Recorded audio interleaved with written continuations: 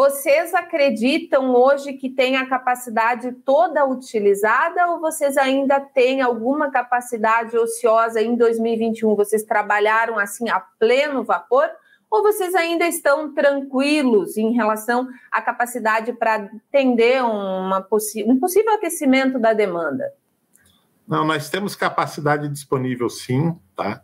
Na verdade, nós nos preparamos não só do ponto de vista de infraestrutura, de equipamentos, mas também com mão de obra, enfim, ligando aqui alguns outros equipamentos também, tá? Enfim, para uma demanda, enfim, que ela deve ser ainda mais forte aqui nos próximos anos, tá? Uhum. Porque o que a gente tem visto aqui? Se por um lado, tá, o consumidor ele está comprando muito na ponta, seja no Brasil quanto lá fora. Então, a demanda por caminhões aqui no Brasil, nos Estados Unidos, acho que um outro mercado que nós estamos bastante ativos, que são as picapes, né? Que nós chamamos de veículos comerciais leves, também estão sendo bastante demandados.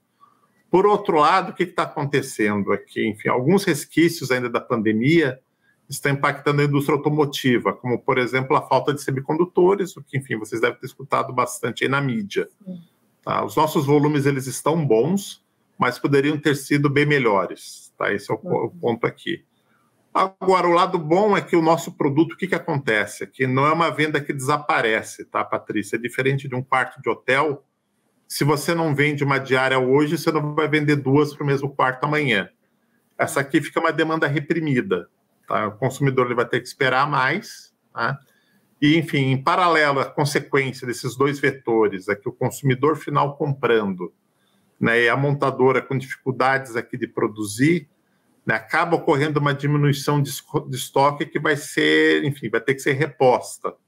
Então, aqui já tem todo um volume adicional para a Tupy trabalhar também aqui nos próximos anos, tá? Uhum. E essa demanda reprimida, Hugo, ela está baseada apenas no crescimento ou vocês também têm uma projeção aí de reposição? Porque a gente sabe que não lá fora, mas aqui dentro, a gente tem em alguns setores já frotas muito envelhecidas, maquinários como um todo, falando do mercado em geral, muito depreciados e que precisam de substituição. E toda a questão da infraestrutura também. Então, vocês contam tanto com o aquecimento no sentido de crescer a economia, mas também em possibilidades de reposição mais acelerada, tanto pelo fato de que a pandemia deu essa freada, e essa freada acabou envelhecendo muita coisa e vai acabar adiantando um pouco esse processo de reposição do que acreditava-se que iria acontecer. Então, são dois vieses de crescimento que vocês acreditam, não é? Exatamente, tá? Então, tem um crescimento orgânico, natural, né, com o PIB, né, e tem algumas outras oportunidades também. Então, quando a gente fala de infraestrutura, né, acho que no Brasil acho que tem inúmeras oportunidades, enfim, como o marco do saneamento, por exemplo, tá? Mas mesmo fora do Brasil, tá? Um dos pontos aqui foi uma promessa de campanha do Biden, né, que está sendo discutido, deve ter um pacote substancial aqui para investimento em infraestrutura. Isso também é muito decorrência do próprio Estado, né, da infraestrutura nos Estados Unidos. Eles também têm uma série de gargalos, tá? Ou seja, não é, quando a gente fala aqui de problemas com infraestrutura, não é uma característica específica do Brasil ou de países em desenvolvimento. Estados Unidos tem vários gargalos, a Europa também.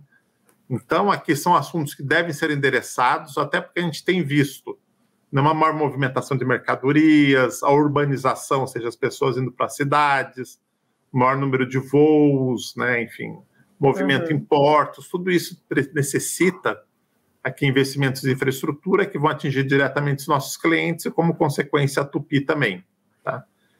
E no Brasil, especificamente, a gente tem, enfim, quando a gente olha aqui em caminhões, eu dividiria em dois grandes blocos, tá? Tem os grandes frotistas que estão sendo capitalizados, né? E aqui o foco tem sido muito mais trocar os equipamentos atuais por mais eficientes, tanto do ponto de vista de combustível como até de tamanho, tá? O Brasil sempre trabalhou historicamente com caminhões médios para longa distância, o que não faz muito sentido do ponto de vista logístico. Nenhum. Tá? Então, isso aqui está sendo substituído por caminhões maiores. E tem todo o mercado aqui, que é o caminhoneiro autônomo, que tem, via de regra, os equipamentos mais antigos estão com eles. Mas qual que é a dificuldade? Ele ter acesso a crédito. Sim. Né, junto ao banco, até porque às vezes ele tem dificuldade de comprovar a renda. Então, são pontos aqui que a gente entende que devem ser melhorados e são oportunidades aí também para os próximos anos, tá?